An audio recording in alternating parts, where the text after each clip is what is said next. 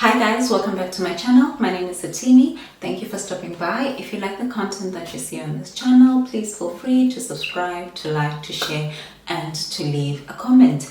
Today's video is about the timeline on how we got our mortgage. So it is a very detailed step-by-step process. So if by any chance you see me looking down on my phone, I'm just referring to my notes as there was a lot of steps involved.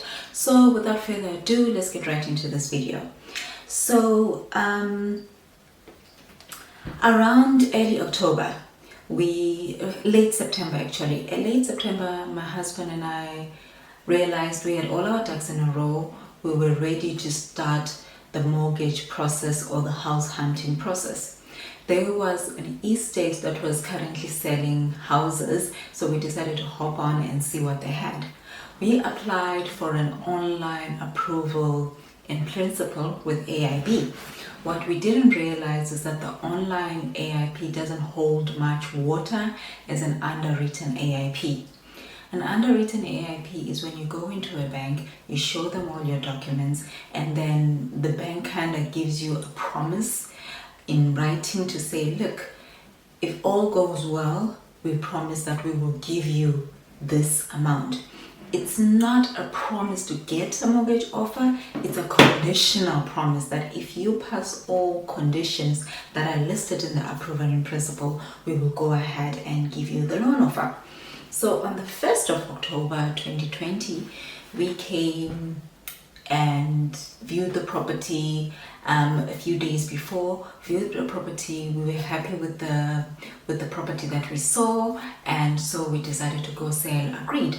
Sale agreed is when you tell the estate agent that, look, I want to buy this house. The process is different when you're buying a second home house than when you're buying a new build. In a second home, you would go through a bidding process. So you would tell the EA that, look, this is what I'm offering. The EA passes that on to the seller, and the seller then decides whether or not they will accept your offer. But with a new build, the process is slightly different because there is no bidding process. So the price that you see advertised is the set price for the build, unless if there's extras involved. So, but what you see normally is what the house will be sold for.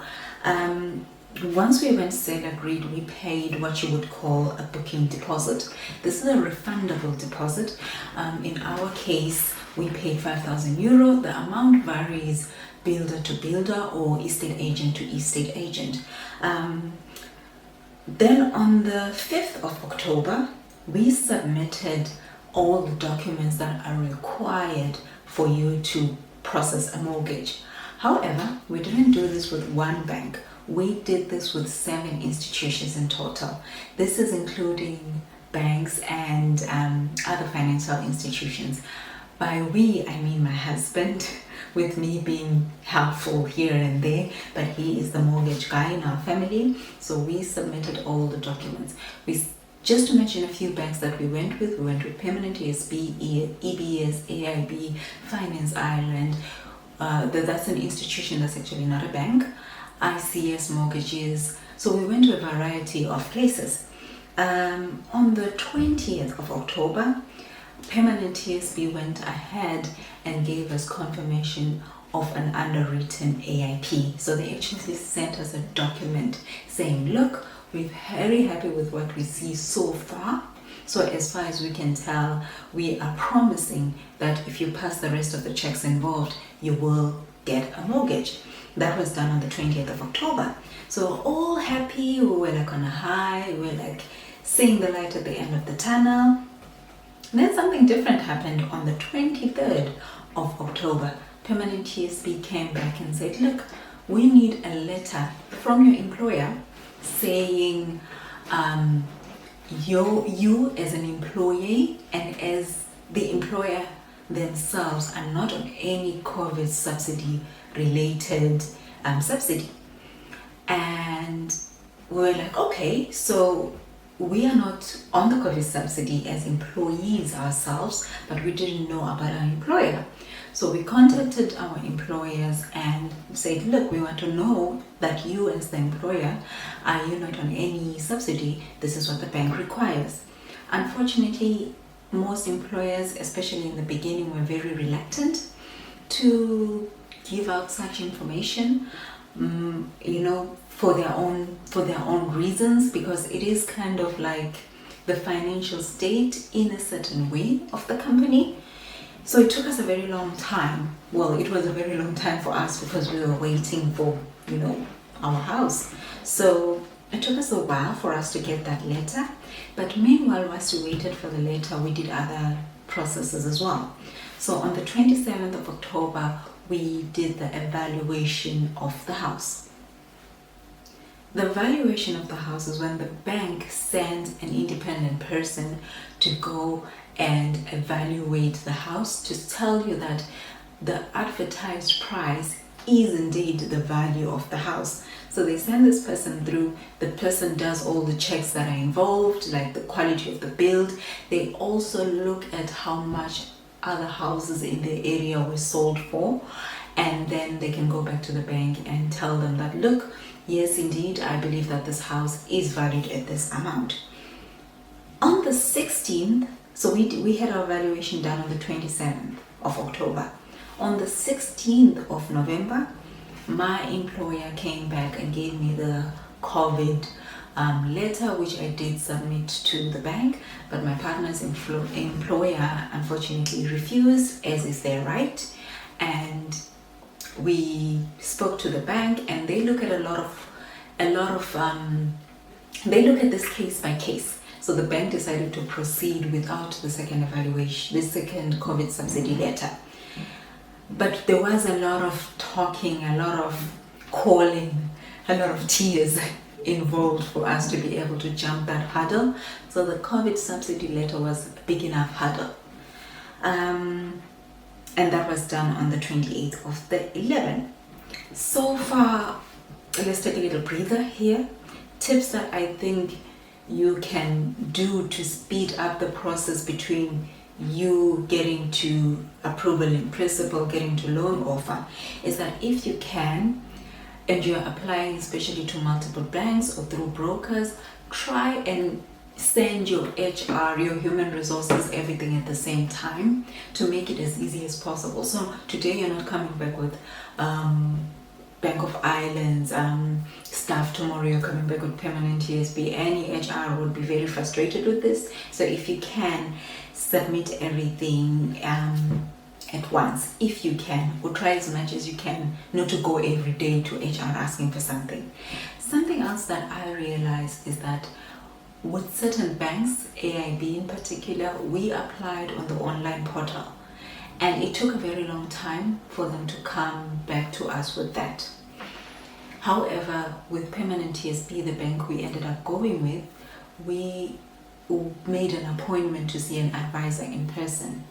This may not be possible during COVID, but in the beginning they still did it in COVID because there was still social distancing measures in place. The bank had all of that in place, so it was still possible to see an advisor person face to face, and I found that moved the process much faster than submitting on an online portal or via email.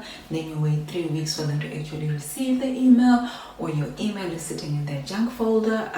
I just found doing the face-to-face much easier. So once that was done, on the 20th of the 11th, we received our loan offer. The loan offer is basically a document that says we've done the evaluation, we believe, yes, this house is valued at this amount. If you sign this, attach the contract, we can proceed and slowly start the process of initiating drawdown. It holds much more water than the approval in principle, and it's basically, you're so close to getting the mortgage. It's just a document highlighting the conditions that you should pass to actually initiate drawdown. Expiry dates on the loan offer depend bank to bank. Expiry dates on the approval in principle depend bank to bank as well. Some banks approval in principle last a year, some last 6 months. Loan offer, some last 6 months, some last 3 months. It depends on the bank. So on the 8th of the 12th, we signed our loan offer. So we signed our loan offer, and the bank came back and said to us, if you want to draw down before Christmas, your loan offer needs to be back with us by the 9th. So it was race, and our solicitor managed to submit it on the 8th of December. So basically it was time to release funds from the bank side.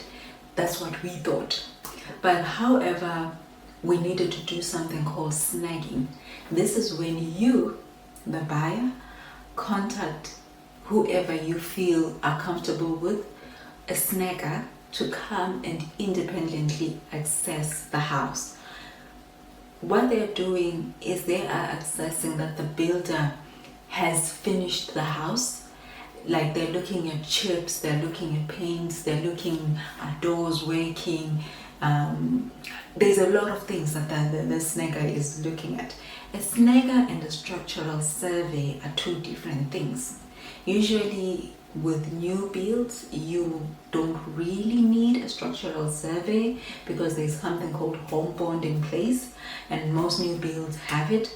But if you're buying a second build, most likely you will need a structural surveyor than just a normal snagger. So snagger came, and the snagger should come in, access, and then tell the builder what to fix. There's always a snag. There's like a list this long, and then from there, once everything is fixed, you can initiate the drawdown.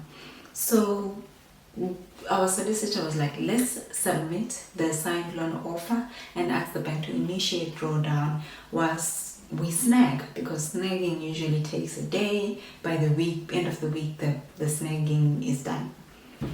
We come back to the builder, and I have already envisioned my home decorated for Christmas, and the builder is like, no, you cannot snag because I have not painted the house, because we needed to pick the paint out first, but we couldn't pick the paint out without the loan offer in place. And if anything could go wrong, we didn't know if we would be liable for the painting that was already done. So the builder was like, nah, look, I haven't painted. So us drawing down before Christmas went out of the window. And the builder obviously was closing for Christmas. So the builder was like, nah, I can paint, early January. So everything took a back seat, and we realized that drawdown would be in January. However, because we were also applying for the Help to Buy scheme, that is the tax back. Tax back is basically mostly what it is, the Help to Buy scheme in Ireland. January, the system is reset. And because there's so much traffic going to the website in January, it takes so long to actually process. But anyway, we were blissfully unaware that it would take very long. Anyway, 2nd of January, the builder goes in and paints, and everything is ready for snagging by the 5th. Snagger comes through on the 5th, does the snagging, and tells the builder what to fix. The builder fixes that, and then we are all okay, ready for drawdown. Help to Buy. We waited the entire January waiting for the Help to Buy codes. On the 28th of January, we finally received the Help to Buy approval. That was including the 2020 taxes, but the amount was now different from the amount on the loan offer because the amount had changed because we were including 2020 taxes. So we had to go back and be reissued a new loan offer. It took about 5 days for the banks to do this. So on the 9th of February, we received the new loan offer and we signed it. But upon signing it, my husband realized that the amount was still wrong. So we went back to the bank, obviously visibly upset, and it wasn't a huge difference. I think it was like a very minor amount. So the solicitor was like, instead of the bank issuing a new loan offer, can they still initiate drawdown with the amount as is, as it's not a very significant amount? So this is a process. You still have to wait for the A-OK for that to be done. In the meanwhile, we decided to draw down on the help to buy claim that had been done. So we submitted all the contracts, everything that needed to be submitted to the help to buy. The builder contacted the help to buy and initiated them getting the funds from the help to buy. This was done on the 16th of February, and our builder received the funds on the 16th of February, and our builder received the funds on the 24th of February. So once the help to buy had been received, the bank needed proof from the builder that the builder has received the funds. So our solicitor, the builder sent the bank that, look, here's the proof of that we have received the funds, and the bank had also given the A-OK to go through with the amount that was on the loan offer for the help to buy. So 26th of February 2021, our solicitor then went to the bank, obviously called or emailed or whatever they do, and said, I would like to initiate drawdown and I would like to request the funds. Around this time, there are some checks that are involved. They have a document that you sign that says that none of your circumstances have changed. They can ask you for recent pay slips. They can ask you for recent bank statements. That's just mandatory. And that depends also bank to bank and the time that you've been waiting between loan offer and drawdown.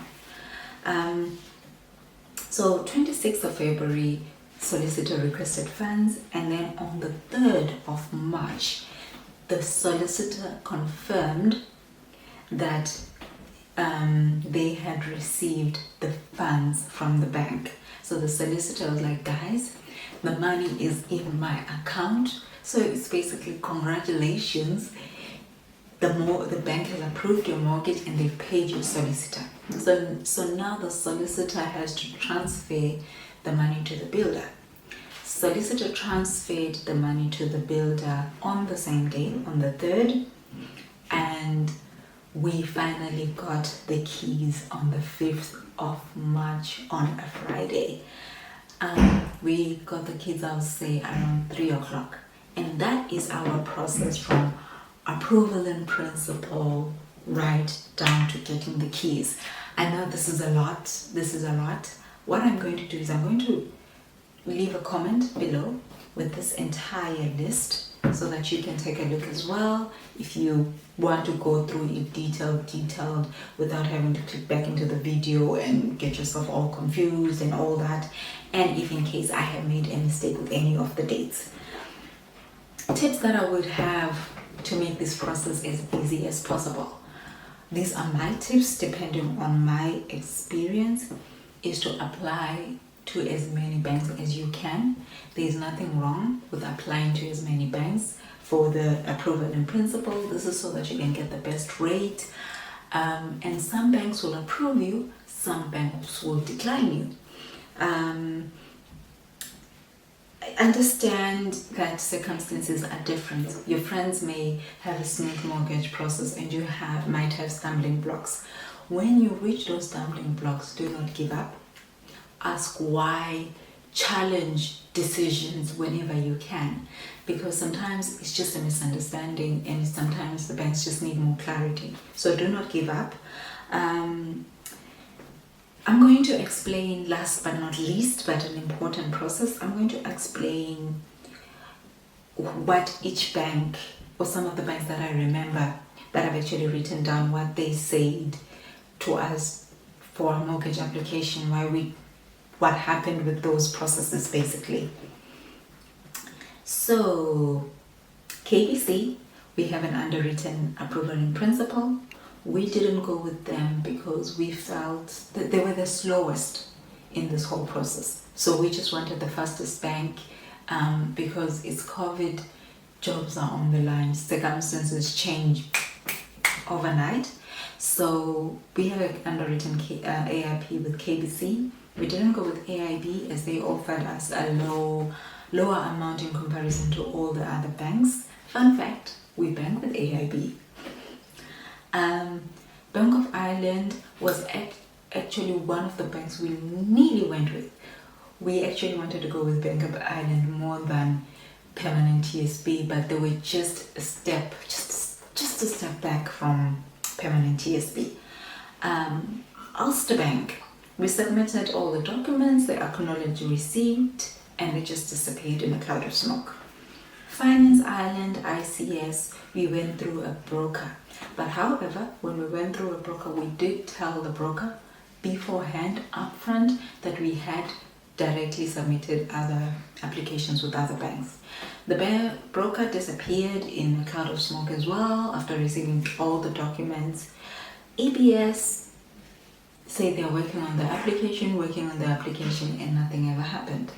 So that is it with how it went with the entire process. I know this was a bit of a heavy video, not the fun vibey videos that we normally have, but this is the timeline to our mortgage application. So yeah, thank you so much for watching. If you have any comments or any questions, please leave them down below. I will try to answer them if I know the answer, and if I've had any experience with whatever